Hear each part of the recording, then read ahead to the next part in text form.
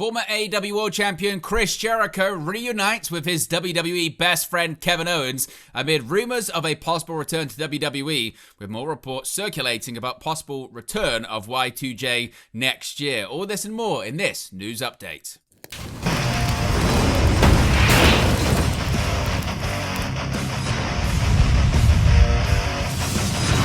Hey guys, welcome back to Wrestling News 365. Hope everyone is doing very well. As always, there are plenty of news stories to get into in the world of professional wrestling. Let's begin with the latest on Chris Jericho and a possible return to WWE. Chris Jericho has reunited with his former best friend at a very interesting time.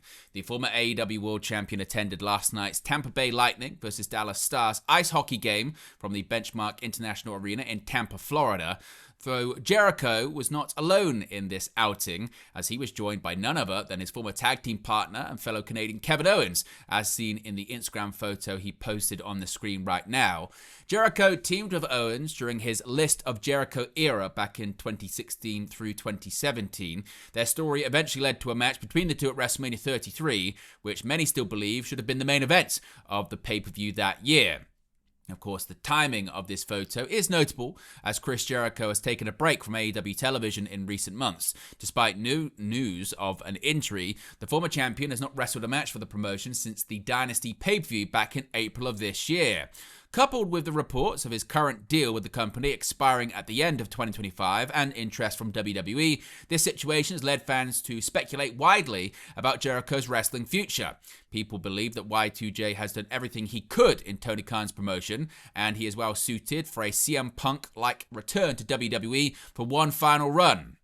Whether or not it actually happens will be revealed in time, but it's certain that the former WWE superstar is well aware of these talks, and he knew the effect this latest photo will have on the discourse surrounding his future.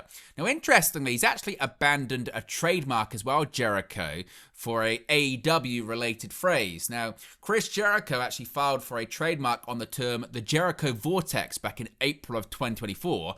However, as of October of 2025, the United States Patent and Trademark Office has declared the trademark dead and abandoned due to Jericho's failure to comply with the required follow-up within the designated timeline. The trademark has also been categorized as a failure to file timely statement of use or extension request.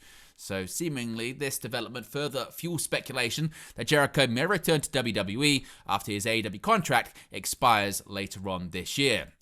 Sticking with AEW status here, Private Party. They've been on ice since losing the AEW World Tag Team Championships last year. Neither Mark Quinn or Isaiah Cassidy have wrestled in AEW since January and have only wrestled once in HOG, House of Glory, since then. However, throughout 2025, they still managed to make some major headlines. First, it was that their contracts were up relatively soon by the Wrestling Observer over the summer. Shortly after, Fightful Select learned that WWE had maintained interest in them. Then, possible changes in physique, packing on a lot of muscle, actually turned some heads with some photos online.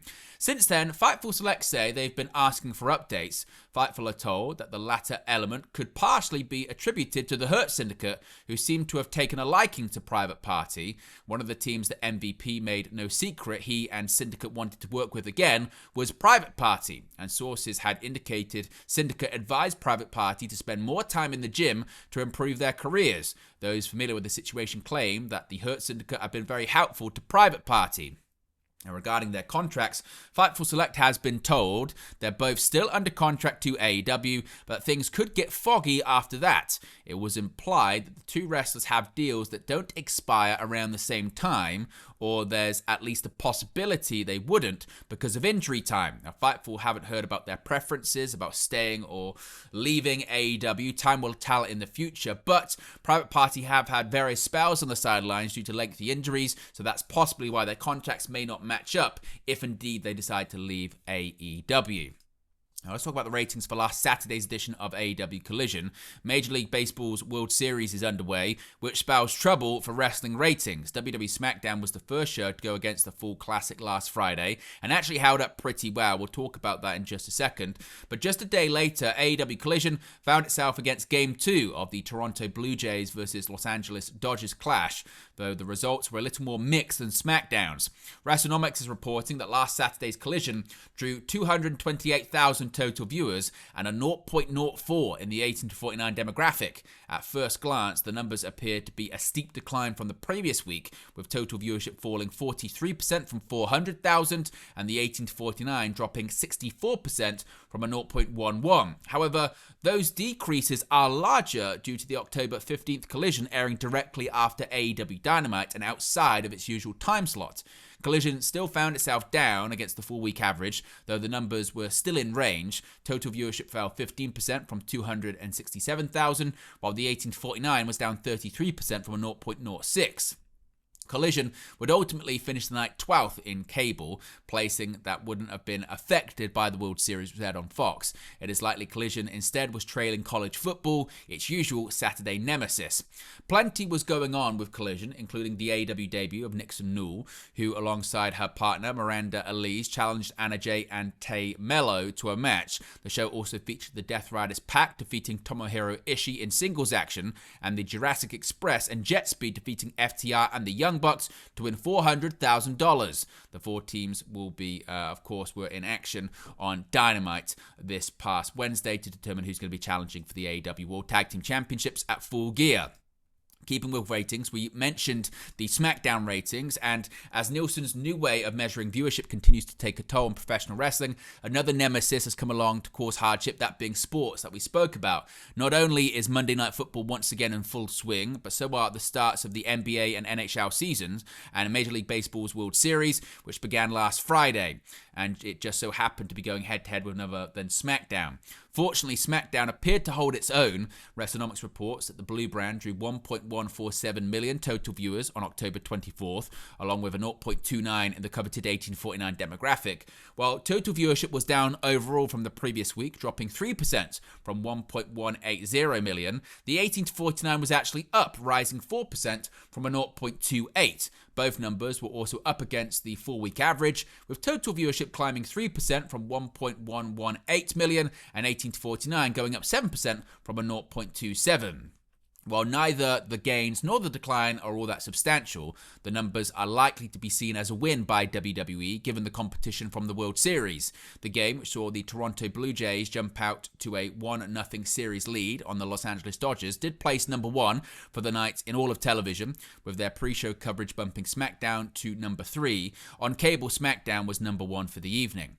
The big story coming out of SmackDown was the return of Jade Cargill, who has been out of action after suffering a nasty gash on her head during a three-way match with Nia Jax and Women's Champion Tiffany Stratton 1 month ago. And Cargill made the most of her return, blindsiding Stratton with an attack and turning heel for the first time in her WWE tenure. Now, coming up this weekend, it's Saturday night's main event. This is the final Saturday night's main event before the one that's going to be taking place in December, which will feature John Cena's retirement match. And Tyrus believes that the current president of the United States will be in attendance. There has been a ton of speculation surrounding Trump's possible attendance at Saturday night's main event in December, as it will take place at the Capital One Arena in Washington, D.C. Speaking with TMZ Sports for a new interview, Tyrus said that Trump will 1,000% be at the event. Quote, "Oh, the president? 1,000%. If he says he's going, he's going." Tyrus even joked he couldn't be involved in the finish of Cena's final match. He said, quote, "That's not by no mistake. He might even be in the finish. I definitely think if the president says he's going to be there, he's going to be there. He's a fan. He loves it." Now, it must be stressed, Donald Trump has not said he'll be at Saturday night's main event, but of course, there's still the possibility he could be in attendance. If we find out any more details closer to the time, we'll let you know in a future video. Now, speaking of rumors, there's all these rumors surrounding the possibility of Shinsuke Nakamura returning to New Japan Pro Wrestling while under WWE contract. The buzz surrounding New Japan Pro Wrestling's annual Wrestle Kingdom event is growing by the day as rumors and speculation of WWE superstar Shinsuke Nakamura appearing at the show have grown louder in recent weeks. Nakamura is an old friend of New Japan President Hiroshi Tanahashi, who will be wrestling his final match at Wrestle Kingdom 20 on January 4th, 2026, but his opponent has yet to be announced, leading to many fans believing that an arrangement could be made for Nakamura to fill that slot. On the latest edition of Wrestling Observer Radio, Dave Meltzer gave the latest update on what he's heard about the match and when people might actually find out. Quote, "I know the Nakamura name has been mentioned a lot. There's a lot of political stuff going on there right now, but I think that some of the key matches, some of the top matches for the Tokyo Dome should be out, if not Sunday, by maybe Tuesday of next week. New Japan will be hosting the final homecoming event on November 2nd in Tanahashi's hometown of Gifu, Japan, which Meltzer stated is the final marquee event for New Japan before Wrestle Kingdom 20, hence why any major news that breaks on that show will be made official in the days following it. Of course, the biggest stumbling block in the case of Nakamura being Tanahashi's final opponent is New Japan's working relationship with All Elite Wrestling, the biggest rival to WWE. Meltzer has claimed that AEW President Tony Khan might not be as upset about the idea as some would originally believe, but there was talk of potentially having Sting induct Lex Luger into the WWE Hall of Fame back in April that never materialized, primarily because of the war between WWE and All Elite Wrestling. Now, TNA next week will be hosting a special Open Fight Night edition of Impact. TNA Wrestling presented a very hearty Halloween edition of the weekly TNA Impact show on October 30th. It featured TNA World Tag Team Champions the Hardys looking back at their cinematic deletion matches. As the special was coming back on the air, it was announced that the November 6th edition of the program would be titled Open Fight Night. This means that anyone can issue a challenge and it must be accepted. TNA is on the road to its Turning Point special on November 14th at Full Sail University. The night prior, the regular TNA Impact program will be back for a live episode. It will be the promotion's first program of in-ring action since Bound for Glory on October 12th. Now, big update here on the former Wes Lee and his pro wrestling future after his WWE departure. And Wes Lee is gone, Desmond Xavier is back. After spending the last 5 years of his career with WWE, Wes Lee was released from the company in October. The former NXT Tag Team and North American Champion has since returned to his pre-WWE alias, Desmond Xavier. He took to X and shared that he's now accepting bookings for matches, signings, and seminars. Xavier noted that the Desmond Xavier software update will be available to the public on November 11th. Now, Xavier is being represented by Paragon Talent Group, which was founded by Stephen Kay and former WWE talent Dean Mojo Rawley Mutari. The likes of Mercedes Moné, Willow Nightingale, MVP, Rusev, Mandy Rose, Jordan Grace, and Luchasaurus, among others, are part of the agency. Xavier is affiliated with the Rascals, that being Zachary Wentz, Myron Reed, and Trey Miguel. Their contracts with TNA Wrestling expire at the end of 2025. Now, we have an update here on Nyla Rose and her AEW status. Now, Nyla Rose appears to have been simply benched by All Elite Wrestling, with the former AEW Women's World Champion having not wrestled for the promotion in almost 1 year. On Fightful Select Answers Q&A, Sean Ross Sapp noted there was no word at all about why All Elite Wrestling haven't been using Rose, and Sapp hasn't heard her name brought up within creative discussions. Rose isn't suffering from an injury, as she has continued to wrestle on the indies amid her absence from AEW. This included Rose winning the Pro Wrestling Eve title from Nightshade in London, England, over AEW and New Japan Forbidden Door weekend. Rose will next wrestle for the promotion on Friday, November 7th, when she defends the Eve Championship against Riho at the Big Penny Social in London. Rose is an AEW original, having signed with the promotion back in 2019. She was the second ever AEW Women's World Champion, holding the belt for 101 days in 2020. Rose hasn't wrestled on AEW television since teaming with Harley Cameron in a loss to Mariah May and Mina Shirakawa on the November 22nd, 2024 episode of AEW Rampage. Since that, AEW Rampage has been cancelled and Mariah May has signed with WWE and been repackaged as Blake Monroe. Now, more generations to get involved in professional wrestling. Sherilyn Guerrero, the daughter of the late great Eddie Guerrero, has begun training to become a professional wrestler at Booker T's Reality of Wrestling Training School, which is also affiliated with the WWE ID program.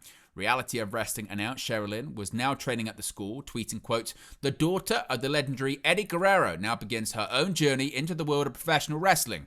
Welcome the newest member of the Reality of Wrestling Training School, the Sherilyn Guerrero." Guerrero then wrote, quote, "Thank you everyone for all the support. I knew waiting till the time was right was the best thing for me, and here we are. Fueled by fire and following this legacy with love. Let's get this journey, man. Viva la raza."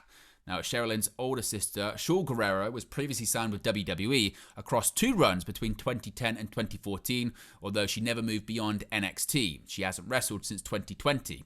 Now, you may have heard Sherilyn's name before because she was involved in controversy because she accused her stepfather of sexually assaulting her during a family cruise back in 2020, with Guerrero making the allegations in 2023. Shaul then backed up her sister's accusation, while their mother, Vicky Guerrero, denied the allegation and threatened legal action against Sherilyn.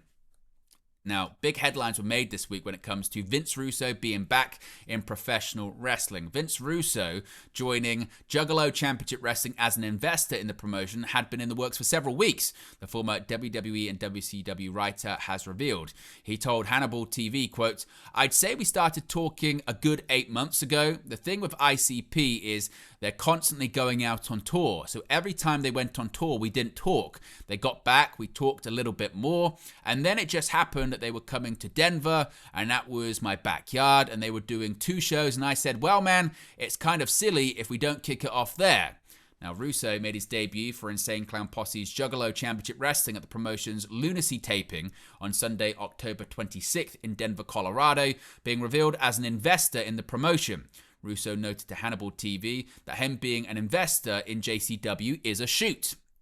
Russo's JCW debut will air on Thanksgiving Day on Thursday, November 27th through the Psychopathic Records YouTube channel. Russo previously revealed that he will be involved in creative for Juggalo Championship Wrestling and has already written 9 episodes of television. Enzo Amore, he said he reached out to AEW, but the promotion had no interest in using him. He said, quote, "AEW was something that I considered. I reached out. They had no interest. I'm at a point where if it's F me, it's F you. What do I care? What are you going to do? Cancel me? What do I care? I've got nothing to lose, bro. I've already lost everything. I've been dragged through the mud. When you're treated like dirt, they stick in like mud. You treat me a certain way, I'll treat you back. I don't have any gripe with the business because I'm in such a good place. I'm solid right now," Real One said on No Contest Wrestling.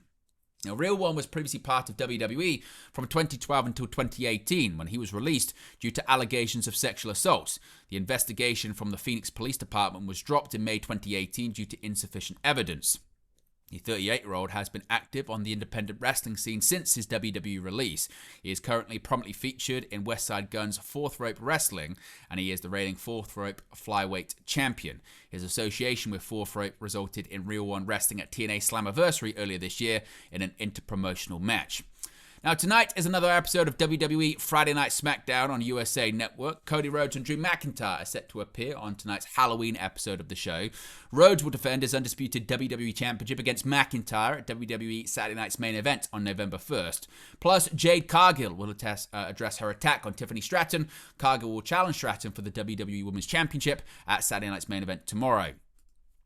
Now, next up, some confusion regarding a story that was going around this week regarding WWE Hall of Famer Mike Rotunda and his health. Now, Mika Rotunda, the daughter of WWE Hall of Famer Mike Rotunda, has clarified he isn't in hospice care, and Barry Windham misspoke during a recent interview with Bill Apter. Rotunda is still suffering from ill health, however, and he is currently in a rehabilitation center after suffering a massive heart attack on September 20th. Rotunda was in a coma for a week following the heart attack, and he has been hospitalized for over a month. Mika Rotunda wrote, quote, "Our family would like to take a moment to clarify some information currently circulating online regarding my father, Mike Rotunda. Yes, my Uncle Barry did make a comment mentioning that my father is in hospice care while answering a question about my late brother, Wyndham, whom we lost 2 years ago. My father is not in hospice, but rather in a rehabilitation center. He suffered a massive heart attack on September 20th, was in a coma for a week, and spent over a month hospitalized. By the grace of God, he has now transitioned to a rehabilitation center where our family remains present, hopeful, and focused on his recovery.